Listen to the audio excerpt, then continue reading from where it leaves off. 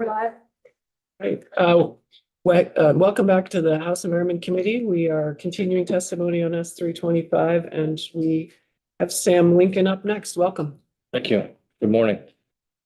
For the record, my name is Sam Lincoln from Randolph Center. Lifelong Vermont family business owner, farmer, logger, contractor. As the committee considers S325, I would like to offer the perspective of a rural landowner, rural business owner, a former public official who worked on rural economic and environmental policy. I've also served on my local planning commission and development review board. I am a certified master logger. I have worked with state agencies and trade associations in 4 states to help improve forest practices. I am a parent who wants my 2 sons to be able to have homes, families, and careers in rural Vermont. A guiding principle throughout my career in both the private and public sector has been in continuous improvement. I believe it is a mistake to avoid fundamental problems and avoid negative trends. And I believe it is also just as impractical to ignore their root causes. And that is why I'm here today. I support repealing Tier 3 and the road rule and replacing them with approaches that are more practical and targeted and more grounded in the realities of rural Vermont, while still addressing land use and ecological trends. The issues the legislature was trying to address through Act 181 do matter to me. People have invested in the land. People live on the land. People work on the land. It's not just about working the land, it's also about continuously improving how we interact with the ecosystem of rural Vermont. I have testified before about forest and farmland fragmentation, and I have been frustrated by the lack of focus on root causes, despite repeatedly bringing causes and those issues to the legislators' attention. Given the clear public outcry from Vermonters who disagree with Tier 3 and the road rule, I think it is time to pause and reconsider whether applying Act 250 more broadly across rural Vermont was the right tool in the first place. I'm not here to trade example for example about where Act 250 works or does not work. I'm here to say plainly that it is too blunt of an instrument to apply across such a broad area of the state. It has been extraordinarily costly to rural businesses, especially those who support our forests. Where it is especially concerning where the new jurisdiction is applied to an existing process when it comes to Tier 3. Tier 3 relies heavily on mapping, satellite imagery, and broad designations to identify areas for greater scrutiny and regulation. Those tools may provide useful statewide information, but they do not tell the full story of what is happening on the ground. They do not capture the history of a parcel, the practical realities of how rural land is used and managed, or the needs of the people who live and work there. Tier 3 takes a top-down, map-driven approach to places that are not abstract landscapes, but lived in and working parts of rural Vermont. It risks imposing more regulation based on generalized assumptions rather than actual on-site conditions and actual land use. For many rural landowners, that means uncertainty arrives before a project is even proposed. A line on a map can suddenly carry consequences that are hard to understand, they're hard to predict, they're disconnected from what is really happening on the land. And that gets to a deeper problem. Parcelization data may show a trend, but it does not explain the cause. It does not tell us whether land was divided because of taxes, family needs, succession planning, housing pressure, business pressure, or the lack of workable planning tools.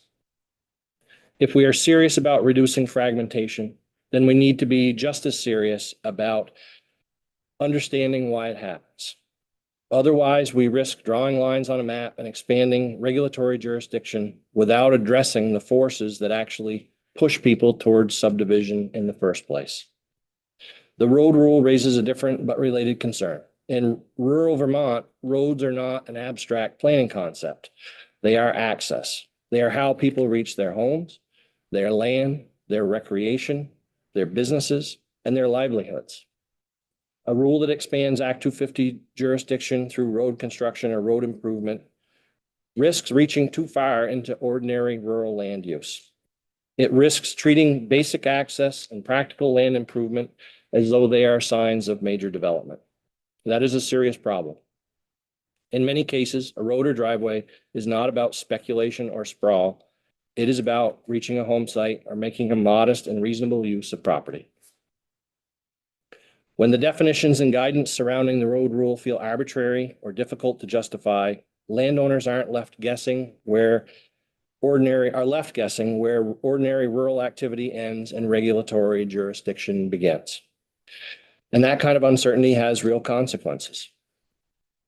When a landowner cannot tell whether a driveway or access road or modest subdivision plan will trigger a complicated state process, that uncertainty alone can stop investment, delay family planning, and discourage responsible stewardship.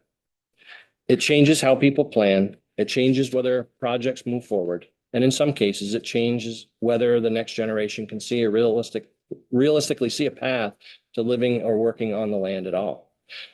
Put simply, Tier 3 tells rural Vermonters that a map designation may subject their land to more regulation, even when a map does not reflect the reality on the ground. The road rule tells them ordinary access may carry unexpected regulatory consequences, and together they create confusion, discourage investment, and make it harder for rural people to live, work, plan for the future on land they already steward. If the legislature wants to respond to public concerns and also address land use patterns, I believe there is lower hanging fruit available when it comes to reducing forest fragmentation or land fragmentation without using Act 250 through Tier 3 in the road rule. For example, allow and incentivize smaller lot sizes, encourage those lots to be located along roadsides where possible. In my experience, in rural Vermont, nothing has fragmented land more than large minimum lot sizes, combined with a lack of protected access to the forests and farmland adjacent to the new development. Develop new technical assistance programs to help cost share different development patterns or avoided development in sensitive areas. Encourage conservation subdivisions. Allow increased dwelling density and a modified set of criteria in the zoning approval process, while encouraging structures be clustered away from productive agricultural or forest land or environmentally sensitive areas. That concept is worth attention because it accomplishes or tries to accomplish several goals at once: cluster development, conserved land, and a more predictable process. We can also revisit how we protect primary agricultural or forest soils and use that information to guide updated municipal subdivision bylaws that will shift construction and building toward the edges of those features without forcing projects through the full Act 250 process. Any permit process that is developed to address rural land use should have limited scope, limited criteria, guaranteed timelines for review and approval, limited need for engineering or expert witnesses, and a reasonably low cost. Part of what sparked my interest in land use planning was watching projects permitted under Act 250 reserve small, hard to reach, oddly shaped pieces of land in the shade somewhere as protected prime agricultural soil, while knowing full well that many farmers are not going to take modern farm machinery onto a postage stamp of land and harvest a crop from it. That taught me early on that the appearance of conversation and meaningful conservation are not always the same thing. I believe it is possible to solve these land use problems by bringing together Vermonters who own land, who work land, who want to own land, they recreate and value the land, and asking them to work alongside experienced planners and regulators without a charge to reach a predetermined outcome. I believe they could develop better tools than what is included in Act 181, and Vermonters would have more trust in the result because they would have helped shape it. To me, this is an opportunity to recognize that one approach to land use regulation has clearly and loudly been rejected by thousands of Vermonters, and to pivot towards something more practical, more legitimate, and more consistent with Vermont's identity. But any serious discussion of fragmentation and land use in Vermont also has to include economics. And I don't just mean economics of permitting or development. I mean the economics of keeping rural landowners and rural businesses financially viable enough to continue stewarding undeveloped land. If I have learned one thing in the past 10 years during my time in government and in business, it is that death by 1,000 cuts is very real. The pressures on rural Vermont are cumulative: rising costs, low margins, global competition, Labor shortages, inflation, taxes, regulatory compliance, market volatility, it all adds up. And if we ignore those pressures, then we will also fail to understand some of the root causes of fragmentation. Because the people of rural Vermont do essential work on the land, and that work requires economic viability.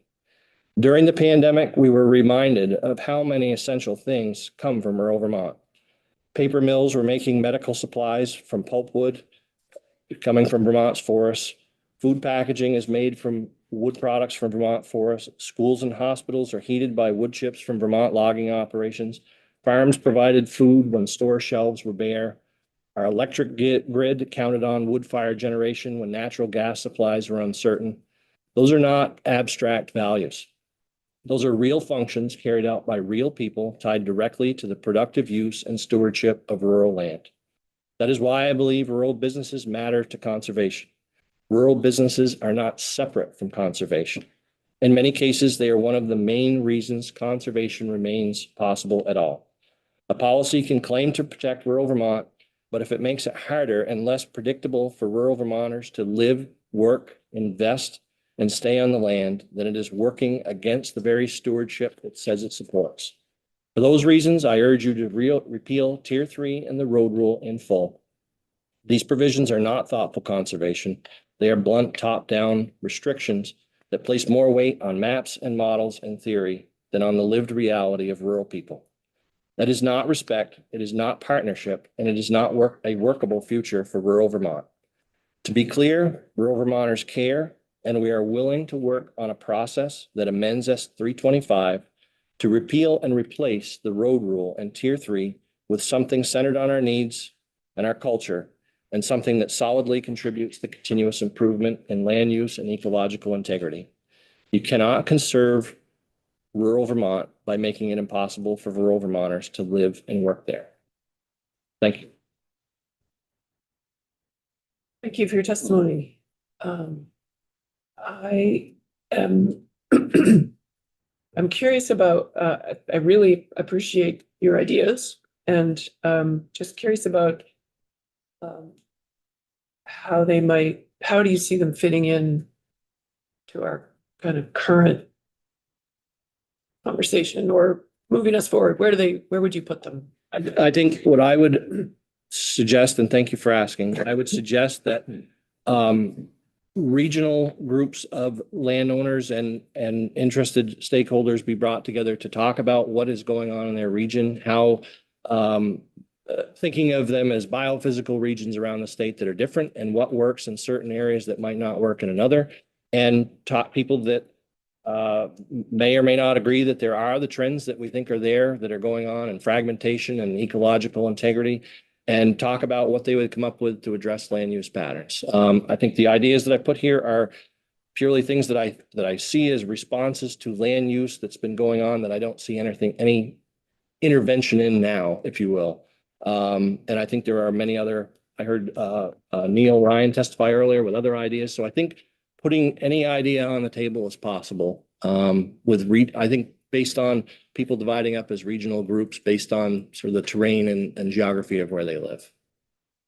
Thank you. And I think, maybe to expand, is having people involved that understand wastewater and drinking water, and people that understand planning and zoning, what's possible, looking at other models, European settlement patterns and things, how they've kept their land open in small compact villages, things like that. So I think there's a lot that could be talked about. Members have questions? Representative Chapin. I don't know if I have a question, but I guess I just want to say thank you for addressing sort of farmland and forest land fragmentation and the need to sort of better to get at the root causes of those things. And I just think that's a really important piece. And I think we made a stab with Act 181 and yet, you know, it doesn't, like has been testified this morning, it doesn't really get it. The importance of preserving ag soils and stuff like that. So I think I just want to appreciate kind of identify those, come back to some of the learning we've had over the last 10, 15 years on this topic and keep thinking. Yeah. Representative North. Thank you again, Sam, for coming in and sharing these things. So you're proposing some potentially new ideas, like kind of like a repeal and then start over. It's kind of what you're proposing. But there are maybe some existing programs that we have been taking advantage of and have been quite successful, like use value appraisal, things like that for conservation. How would things like that play into kind of what you're suggesting? I believe that it's plays in strongly as a commitment on behalf of the landowner to steward their land in an undeveloped way, under whether it's the forest management plans that they have a set of principles and right requirements that they have to steward their land. So I think that does play in that they've already taken a step forward, at least one step forward by enrolling that land, and it relieves the tax pressure on the land as well. So I think that's a model that could be built on. It could be adjusted. I think it's a matter of bringing people in that are enrolled in the use value appraisal program and asking them what do they need to maintain that in a longer. It's in perpetuity now unless they unenroll it. But what makes it more successful for them? Representative Tagliavini. With regard to preventing forest fragmentation, you made a couple of suggestions about some cluster development, I think you said. We have a number of towns that basically are in or very near to river corridors or flood zones that really somehow need to evolve or move a little bit away from where they historically grew up, obviously because of mills and other industries. How do you see the clustering going forward, given the fact that we have some areas that you don't want infill right where they are now because of flooding issues and worries about mitigation or the inability to mitigate? Do you see that being one of the drivers of changing Act 181, scrapping 325 and looking toward clustering because of needs for mitigation? I think that's an important part of it. If we move, my hometown of Randolph is built on the river, if you will. The commerce center of the village is built where the railroad and the river went. And as we talked about at the 1B conversation, there are places outside the village that have been potentially identified, at least for conversation about the 1B area. And it's prime agricultural soil. But there it is surrounded by the small subdivisions, and some of those places it may be an intentional decision to say we don't want it in the downtown, we don't want it next to the river, but where have we already had a pattern of development that we could put in smaller lot sizes, increase the density, it's close to the water, sewer, all these different types of features and services, and it may be, new communities are being created in other states when you travel outside Vermont. My brother lives in a place where you look on the map to go there and it's a cornfield and he's in a housing development. And the farmer in me is sort of sickened by that, but at the same time, that there's a very dense development. It was intentionally decided that was a place they wanted to concentrate intense development. That's a hard conversation. I think that's a community by community decision. To find those places, say we intentionally want to grow here and we're giving up some really important things, but it's a trade-off. We're here, we exist, we consume, we have to figure that out. So what I'm hearing basically is it needs to be more locally decided because of condition. I agree completely. Yes. Thank you. Thank you again for your testimony. Thank you. Thank you. Jamie Fidel.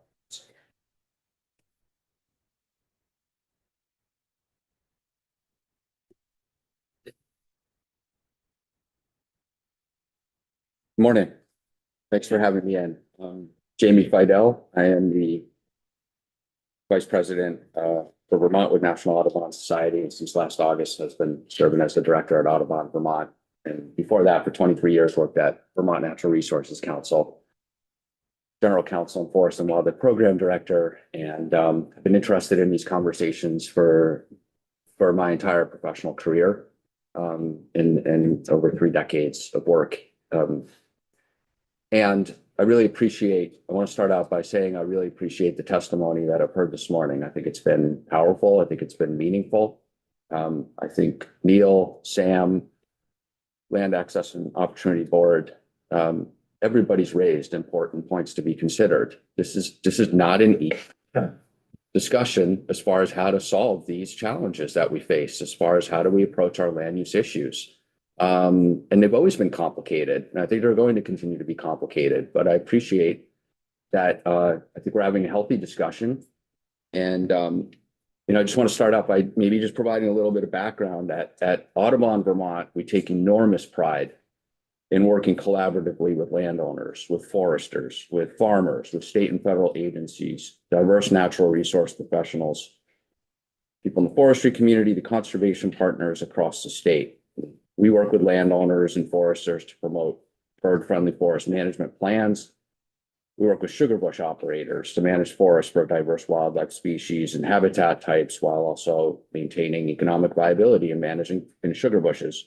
We work with farmers to help them manage grasslands, conduct riparian plantings, deal with invasive species, promote bee and bird-friendly farming practices.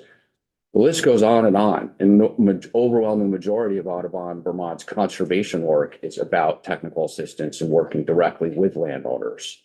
We partner with Fish and Wildlife Department, Forest Parks and Recreation, Natural Resources Conservation Service, and many other partners to provide this technical assistance.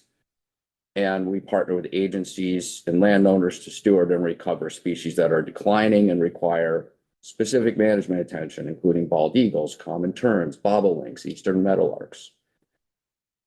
We also support policy solutions that can help us promote keeping our ecosystems, keeping our habitats, keeping our working lands healthy and functioning for diverse values. This is important because we're facing enormous challenges right now. We're facing housing crisis. We have serious climate impacts bearing down on our state. And we're also dealing with biodiversity crisis. And so Audubon put out a report in 2019, Audubon Survival by Degrees, 389 bird species on the brink. And it sounded a stark warning. Without meaningful action to mitigate the impacts of climate change, 2/3 of North American bird species are at risk of extinction. In Vermont alone, 51 out of 214 species present in the state are vulnerable to climate right now, including the American goldfinch. The decline of these species are well documented in scientific literature. There's a study published in online journal Science that maybe some of you saw a couple of years ago that found that since 1970, we've lost nearly 3 billion bird species. We've lost 28% of migratory bird species. More specifically, in our region, 17% of eastern forest bird species, certain species like the wood thrush, which are often found in large unbroken forest tracts, are in serious decline. Since 1970, we've lost 6 out of 10 wood thrush.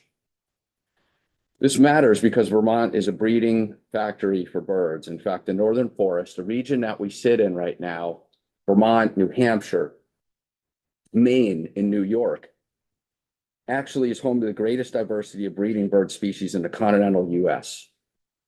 And birds are an indicator species of ecosystem health. And if species continue to decline at the rate we're seeing, we're looking at a potential collapse in our biodiversity at some point in the future. And I'm not saying this is happening tomorrow, but the trends are significant and they're well researched. And so the strategies to deal with this are varied. I really appreciate Sam's point. I think that what I've seen over my career working with so many diverse partners and working in the legislature is that I think there has been a very good faith and honest approach to look at a lot of diverse strategies for dealing with these challenges, dealing with the viability of working lands, dealing with how we address decline in species and habitat issues. We have a long history of supporting incentive-based approaches, whether it be current use, NRCS cost share programs. again, I just want to underscore, private landowners are incredibly important to maintaining the viability of our ecosystems and wildlife and our working lands.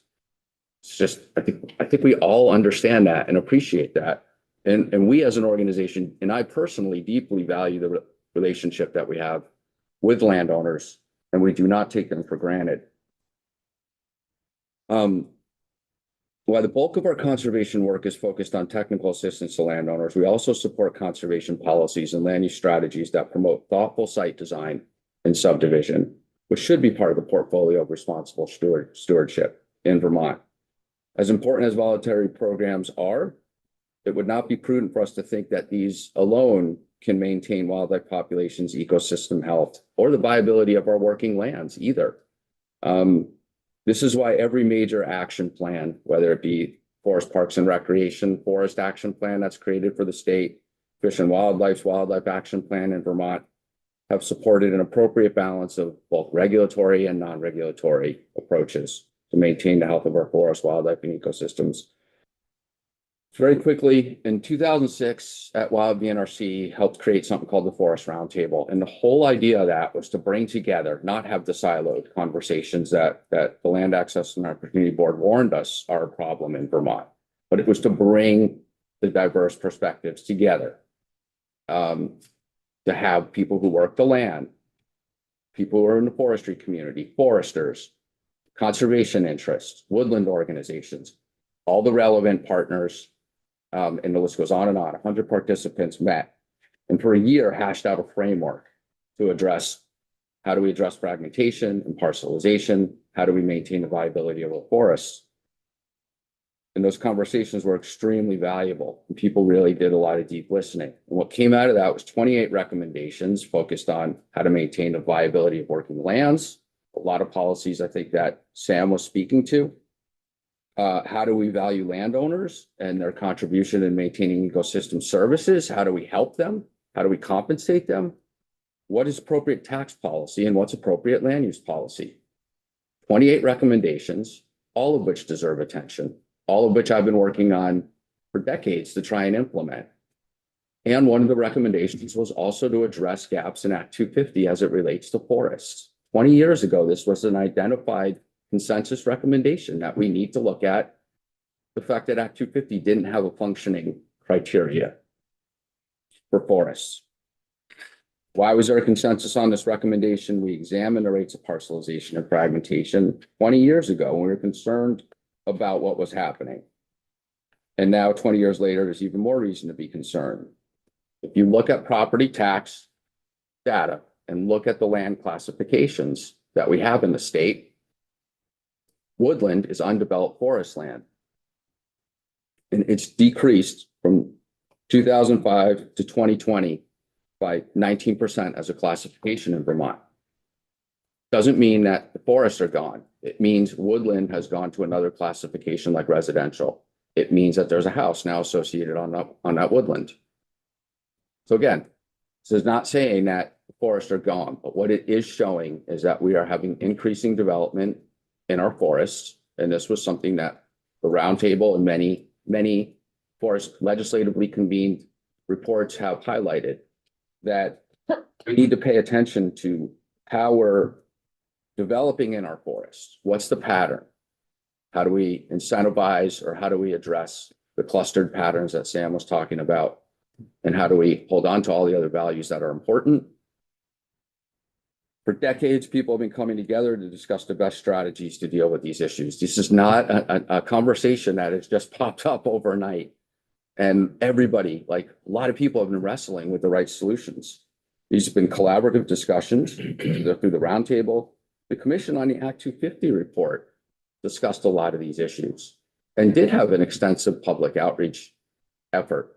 Whether it was enough, we could always, I think, improve that. The Natural Resources Board process also grappled with these issues. And I just want to say that there's been also, outside of all those planning efforts, a lot of attention to building up the resources to deal with the recommendations that Neil was talking about and Sam was talking about looking at minimum lot sizes and what's the right incentives for density. And do we have our local and regional land use regulations set up the best way? And when I was at VNRC, we actually wrote a guide for municipalities on how to do that, on how to address those inefficiencies in their zoning approaches and how to promote more in clustered development and make all those solutions work, not from a top-down approach. Be glad to come back, or Tara or somebody from VNRC could share all the research we've done on how that's working at the local level and where there are gaps.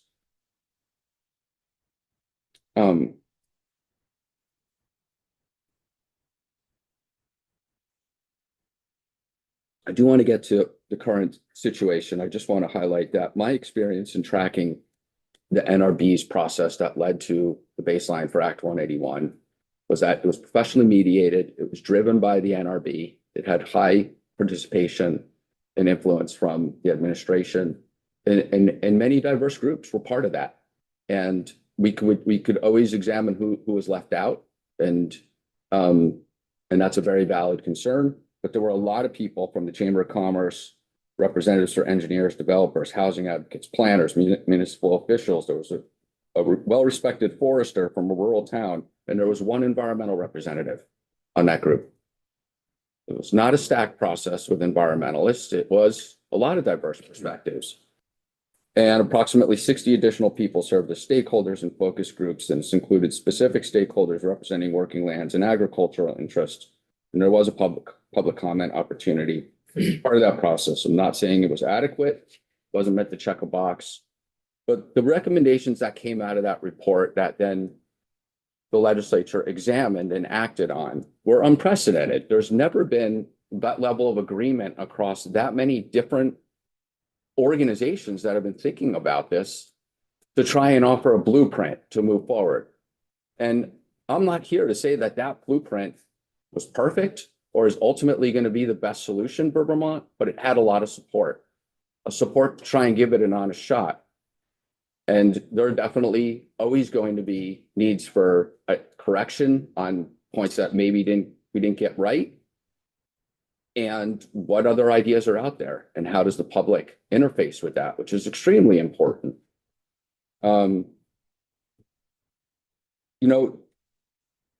What led to Act 181 was this basic principle, which was in that report, which I think we all agree with, and that Vermont is facing a housing crisis in addition to a global climate crisis. And what the steering committee said for that underlying report was that we believe that facilitating the development of new housing while ensuring that we are maintaining our rural working lands and ecologically important natural resources are not mutually exclusive. And my biggest hope is that we can hold on to that thought here and not go down a path of becoming so divided that we can't figure out a way to believe in that together on how to implement that vision.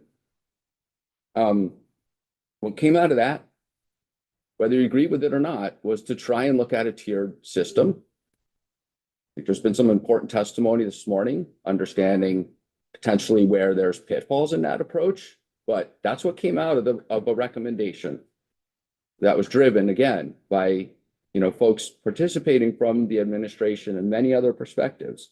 Incorporating a road rule was a mechanism to address fragmentation, streamlining and removing Act 250 in cities and rural towns, strengthening regional planning, looking at ways to improve working lands through a study that's now resulted in legislation that's moving this year. This was the spirit of what informed the development of Act 181. And when Act 181 was created, there was a recognition that not all the details could be worked out in one legislative year. The Tier 1 maps would need to be created. Tier 3 resources would need to be examined and scrutinized. The road rule would need further clarification. Rulemaking was authorized for these processes. Mapping processes were, for Tier 1, were authorized. The goal was not to rush and define all the details in legislation. That's what people were saying. Don't, at this point, decide what should be done. We need time to talk about this and interface with the public and think about the impact to communities, or think about whether these policies are being created the right way. And also, I think that there was an appreciation, at least I'll speak for myself, that there are real equity concerns. I think the Land Access and Opportunity Board talked eloquently about them. And I think that looking back, there were mistakes as the process was laid out. It was too rushed. It was ambitious. I think people were operating in good faith, trying to tackle a challenge that we had on numerous fronts. And the timeline was just, is we know, is simply too rushed and has led to an outcome now that is creating a lot of concern, a lot of agita. I remember there were times when the legislation was being created to extend the deadlines further out and build in even more process for the public. And those calls were correct. And now we have an opportunity to examine that. I understand that there's legitimate fear about what all this means. And so 325 in a way offers somewhat of a course correction in terms of the process. And again, with any piece of legislation, there should continue to be critical thinking around what needs improvement or correction.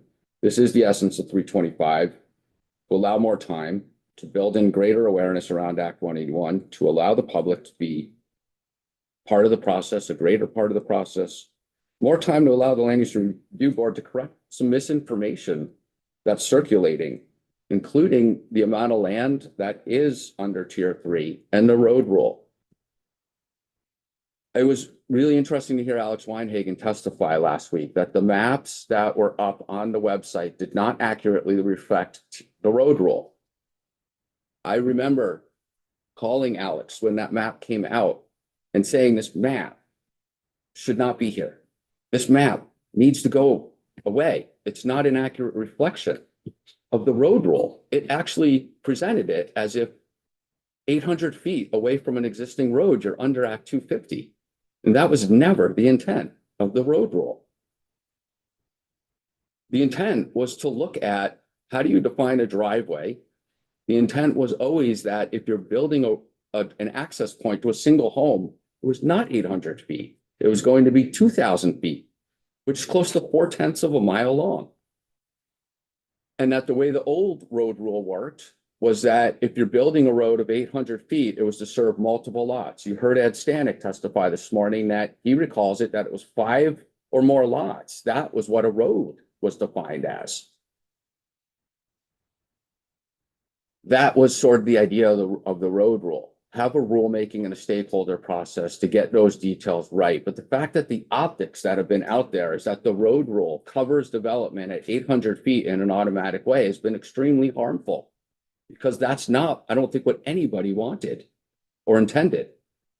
So I think that there's ways to improve the road rule. Absolutely. I don't know if the Act 181 offers the authority to look at issues like, where should there be exemptions from the road rule? You know, I don't think it's necessarily appropriate that a long road serving a camp would trigger Act 250.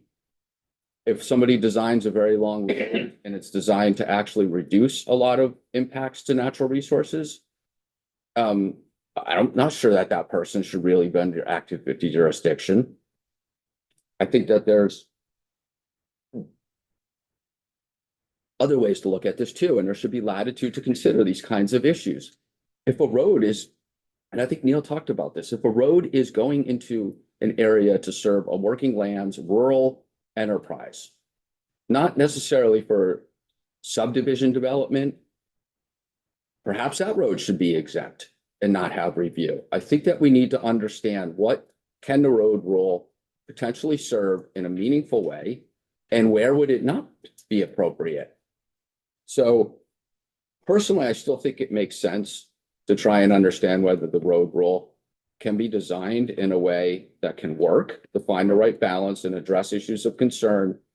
All kinds of other alternatives have been researched and examined and discussed, like a lot of different alternatives to the road rule. And we're, at least in the conversations I've been in, people kept on coming back to the road rule because they liked the fact that it was a discretionary, not an automatic. It's automatic in the sense that at some point a road is so long it triggers review. But, you know, we could all go out and walk a quarter of a half mile, 4/10 of a mile, and decide, is that road at some point so long that there are legitimate impacts to consider? Not to prohibit people from necessarily developing, but just to review the impacts. And all the other alternatives that have been out there, as far as how do you look at like addressing fragmentation, at least from a land use perspective in Act 250, were not preferred. So again, we can continue to talk about whether that's the right approach. I just want to take the remaining couple of minutes that I have here to say that the tier 3 process there has been a working group on that. And the way that tier 3 came out of Act 181 was how the Agency of Natural Resources and the administration requested for it to come out, that the legislation not identify critical resource areas in legislation, that there would be a process to consider areas and then determine whether they should fall under tier 3. And what's important to remember in Act 181 is there's a provision in there that says that communities should not be unfairly impacted by tier 3. And that analysis has not happened yet. And that alternatives to tier 3 jurisdiction should be considered. And the rulemaking could actually identify other alternative programs, incentive-based programs, voluntary programs, regulatory programs to take the place of tier 3. It was a large question, and it wasn't meant to just impose a massive amount of regulation on rural landowners. The working group that's been meeting, I think, agrees on that. I think everybody understands overreach on tier 3 is simply not a good idea. It's not a good outcome. And there have been really productive conversations. They've been civil. People in the room have represented rural interests. There's been folks that represent logging interests and working lands, woodland organizations. And there have been planners that represent rural communities and people who represent municipalities and developers and economic interests and realtors. And people have been raising concerns and people are listening to each other. It's been civil and it's been helpful because ideas have been raised that I think need to be considered, including which have not been surfaced to the public. There have been conversations around, one thing is that, as you see in the legislation, reduce the criteria that would apply to any areas that are actually identified.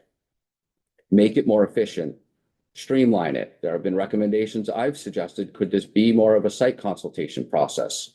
Are there other administrative ideas that don't have to actually equate to full-blown Act 250 review?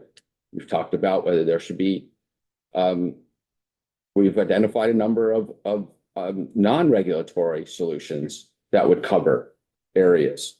We've talked about the concept of there being a third of an acre on a parcel where you could build a house without triggering review. There's been discussion as to whether that should be floating or whether that should be next to your existing house. There's been talk about the fact that people should be able to make improvements to their house without triggering review.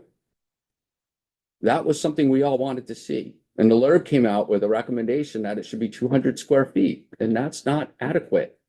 And that's what people are reacting to right now. The LURB is working really hard. Like, they're under enormous pressure. And what's gone out to the public has not been ready for prime time. And now we're seeing the results of concern about it because the concepts are not, they need a lot more refinement. They need a lot more attention. So people could understand first, can this process even work for me?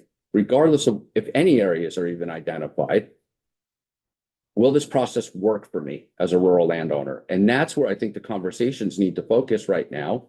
Let's work on the process and see if there's a workable way to actually have a tier 3 concept for any areas that are chosen. Let's have an honest, continued conversation about what are alternative approaches. Totally agree with Sam.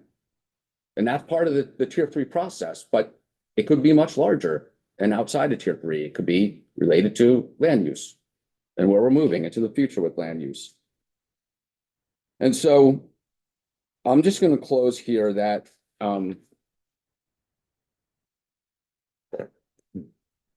my hope is that Act 181 can be seen as a process that can work for Vermont if we take the time to get it right. And my fear is that the process is going to create irreparable divisions, distrust, set us back in our ability to find common ground. And we would essentially lose sight of the sentiment that was in the underlying NRB report, that maintaining rural working lands, maintaining some level of conservation of our ecosystems, and promoting housing do not have to be mutually exclusive. And so I hope that we can all stick together. Everybody that's here having this conversation, everybody that's out there in the state right now that's very concerned, that we try and find ways not to make this uncivil, personal, that we meet the moment, continue to talk, refine, and find opportunities to do this the best way possible.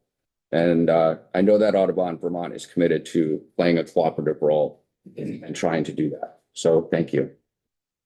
Thank you for your testimony. I have a question. Can you just describe the relationship? I mean, I guess I'm a little disturbed to hear that the working group has been making recommendations that are perhaps not being followed by the LURB, and like, what has the relationship been between the working group and the Land Use Review Board?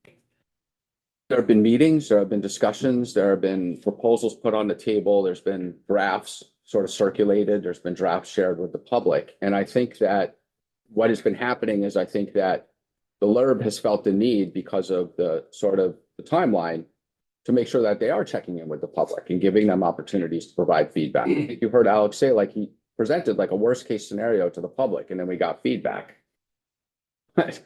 You know, I think many of us would have preferred that, you know, we're not putting out the worst case scenario. We're actually putting out the best case scenario and then letting people respond to that and tweak it and figure out if it's the right solution.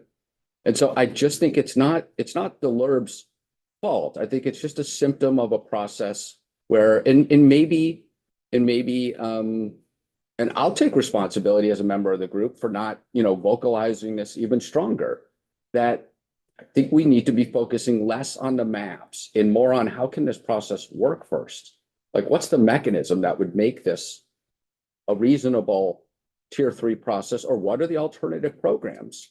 We've actually created a matrix for that. And when I was at BNRC, we helped create that matrix, and we were saying to the LURB, let's have this conversation. Don't forget, this conversation is as much about alternatives to tier 3 as it is about whether a resource falls under tier 3. And so that's how we got from 17 potential critical resource areas that were under consideration. Not that the goal was ever to have that many areas included, but what were areas that would, by definition, reasonably be considered to be critical resource area. And that was whittled down to 3, largely through an exercise that there are other programs that are valuable to address these resources. We don't need to have duplicative permitting. And some of those programs are non-regulatory. Some are already existing permit programs. So I just think that and I'm sensing that's what people are saying is a valuable part of the conversation. And I just think that we need to build in a process that allows more time to have those conversations, not go out with spooky maps, you know, because they mean something to people who are looking at the maps and they find their parcel. And I think the idea was to say, maybe your parcel's here, but it doesn't necessarily mean that you're going to be under tier 3, depending on how the exemptions or refinements work, depending on whether the attribute is actually on the parcel where you're trying to develop or not. The idea has been it doesn't apply to the whole parcel. So. Representative Chapin and Taglivia. Thanks, Jamie. It's great to get reminders, and I really appreciate a lot of the sentiment that you shared. I am curious about if we moved forward with and extending the process and trying to improve the process, but not repealing road rule or tier 3, the potential unintended consequences of a rush to put in roads and subdivisions in expectation that there's now more like a 3-4 year period before these come into play. And I guess just in your experience in land use for decades, can you share with us how likely that might be? How concerned would you be about those unintended? I think it's likely. I think that it's a concern. It kind of puts us in this catch-22, because it's like, if we don't ever think about how to potentially reform on the regulatory side, you know, And there will be people that will respond, you know, based on what may be coming. If it's designed the right way, then maybe people could begin to understand that it's not what they thought, or that they can plan around it. Somebody could decide, could I build 1 to 3 lots and not have to use a 2,000-foot road? The concerns I've been hearing from like the farming community are that they could actually develop the farming roads they want. You know, or that in certain circumstances, even if the road is converted, maybe under appropriate circumstances, it's not under the road. But like if we can start to flesh out a great understanding, maybe it would alleviate the rush to build roads. I certainly, stuff keeps me up at night is if people are building really long roads right now because they saw the map that was up and thinking that it's 800 feet, you know, for a single family home or even a couple of homes. It's not what was intended. Representative Tagliavia. Well, I'm actually glad you ended that way. It's not how it was actually intended. Here we go again with unintended consequences. What percentage would you say Act 181, number 1 was a mistake? How high? What would you give for a number? I think more the process. I think that all the concepts in Act 181 could work if there's a process that allows them to be thought out the right way and to find the right balance points to look at alternatives like in Tier 3. The outcome could be actually at the end of the day that none of the Tier 3 resources that were considered fall under Act 250. So I don't necessarily find fault with that, but I think the process has had mistakes. And I am totally open to the feedback that's registering that there's disagreement over whether certain percentages or policies are the right outcomes, and hope that we can continue to look for other reasonable alternatives if these aren't the right policies. So just my little bit of input, it's 97% a mistake. Okay, the next thing. All of this, let's continue to have the conversation. In the meantime, while the conversation is being had, the hammer falls. No. You brought up an interesting word, matrix. To rural Vermonters, it feels like a cheese maze with nothing but dead ends. It was a mistake. Oh. It was rushed. And the stakeholders, there weren't 26, I'm sorry, Tagliavia. just a minute. 26,000 26,000. parcels, was that what you said were affected? 27. There weren't 26,000 stakeholders consulted with. Now they're speaking up. And now everybody's all of a sudden saying, oh, wait a minute, we want to listen to you.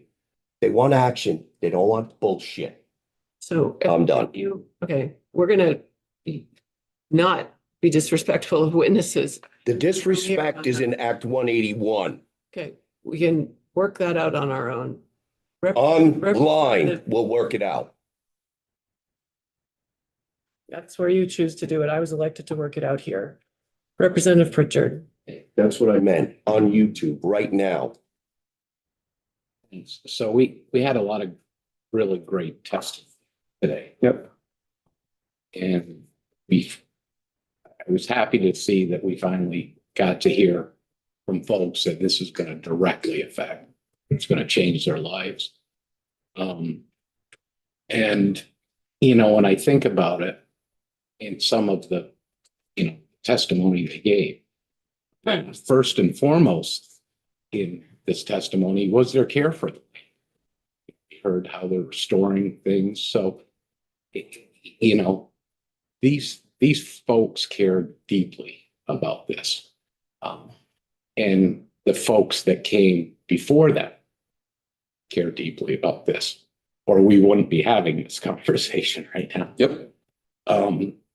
And, you know, one of the things that I heard, there's a few things. One, certainly there's a lot of concern from everybody's perspective. And part of the issue to me as I followed this, and it really hasn't been mentioned yet, and it's going to be an important part of this whole thing, is trust. Mm-hmm. And the rural folks have lost that through this. And now we're talking about two different things. We've heard about extending this and delaying it and getting it right. And we've heard from folks that we just want this to go away. It needs to be repealed. And that's what this decision, in my mind, is going to come down to. It's a matter of, you can't, if something is broke, you can't, you should discard it and start all over and fix it. I think that's really what this comes down to.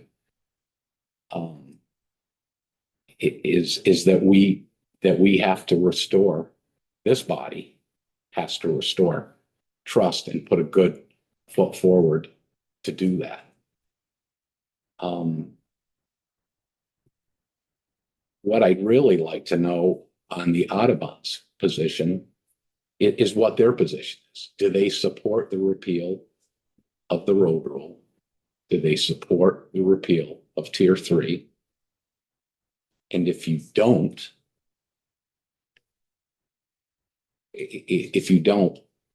what is there specific consequences that you feel for the things that you're concerned about are affected by doing that?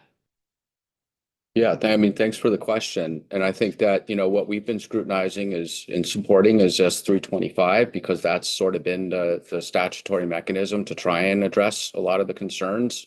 And we're having a more expansive conversation right now about whether to actually repeal elements of Act 181. I haven't had that conversation, with staff and relevant people to say here today that I think that's the path forward. What I'm expressing here today is hope that if they remain in the bill, that there's a lot more process, there's a lot more implementation considerations, there's a lot more balance points that need to be considered if they're going to work. And my hope is that, or my concern is that, yes, if we don't think about in particular the role of at least Act 250 and trying to make sure that we aren't unduly fragmenting our habitats and our working lands over time, then that's a real lost opportunity. Again, the point is, how do you do that in a respectful way that works? And at the same time, there's a lot of other solutions, and we need to be mindful of those, whether it's the land use strategies that Neil and Sam were talking about, dealing with the economic viability of working lands. I could come in here and give you the blueprints that I've helped to write with a lot of different partners on the other strategies we need. And you should continue to hear from a lot of people at the local level who have ideas, and people who've been working on these issues for a long time. So we do need to have a good portfolio of strategies. And I'm actually, I will say, like, among all the tension that we have in this moment, I'm actually excited that there's a number of people in this room saying we have ideas on how to address this, and we're not disputing that we shouldn't be thinking about it. And I think it gets more to how do we move forward, building and maintaining trust? Because I think at the end of the day, if we falter on that point, then we're not succeeding. My concern is that as long as it stays in effect, that anxiety exists for these folks. And if we are truly all focused on fixing this, then let's fix it and start from the beginning, repeal it, and get these folks that are all talking about getting together and all being part of the process and start it. That didn't happen. But if you repeal Act 181, there's a lot right now that's happening positively for housing development. And there were a lot, I think it's important to remember that the environmental community, agreed to actually reduce, the review of environmental impacts. And there are people in communities that will be affected by some of those decisions too. It's not just the byproduct of the decisions in Act 181. We hope play out as beneficial as possible. And there will be community members that will be impacted by any of the tiers, potentially. And so if we repeal Act 181, I think there's a lot that will be lost and sort of the gains that have been made to try and address the housing side of things. And there have been honest conversations about we have gaps in Act 181 on the resource side and how do we best address them? And Thank you. We actually really need to adjourn. This is a great This needs to be conversation. addressed. This needs to be This is addressed. being addressed. We can write amendments all day. Ledge Council, we can be got on the horn right now. We can write something so that Act 181 is repealed, except 1A and 1B. Bingo. Everybody who benefits right now and still benefiting, still benefits. We're acting as if Act 181 is repealed, the world comes to an end, which is absolutely not true. Listen, we're in a process of understanding where we're at. Yes, there are multiple ways forward. I appreciate the questions from Representative Pritchard. We all need to be on the floor at 1:00. We're going to continue this conversation. We're going to break for midday. We'll come back in the afternoon with witnesses at 2:00. Thank you.